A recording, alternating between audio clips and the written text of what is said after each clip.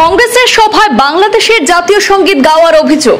শ্রীভূমি জেলায় সংঘটিত হয়েছে এক আজব ঘটনা। ইন্দিরা ভবনে কংগ্রেসের সভার সময় বাংলাদেশের জাতীয় সঙ্গীত শোনা যায় বলে অভিযোগ।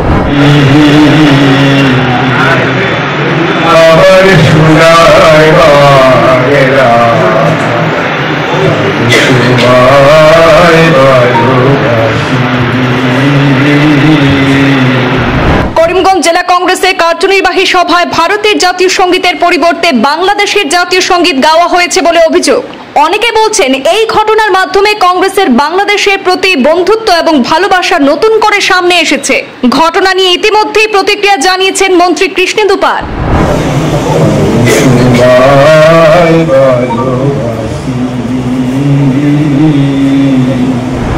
শ্রীভূমি জেলায় সংঘটিত হয়েছে এক অবাক করা ঘটনা। ইন্দিরা ভবনে আয়োজিত করিমগঞ্জ জেলা কংগ্রেস সেবাদলের কার্যনির্বাহী সভায় হঠাৎ গাওয়া হয় বাংলাদেশের জাতীয় সঙ্গীত। সেই ভিডিওটি প্রকাশ্যে আসতেই শহর জুড়ে ছড়িয়ে পড়েছে আলোড়ন। সামাজিক মাধ্যমে মুহূর্তেই ভাইরাল হয় সেই দৃশ্য। অনেকেই প্রশ্ন তুলছেন, ভারতের রাজনৈতিক দলের এক সভায় কিভাবে গাওয়া হলো প্রতিবেশী দেশের জাতীয় সঙ্গীত।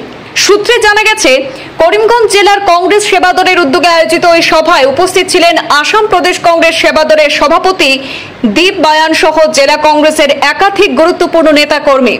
সভা চলাকালীন মুহূর্তে যখন বাংলাদেশের জাতীয় সঙ্গীত বেজে ওঠে তখন উপস্থিত কেউই এর প্রতিবাদ করেননি।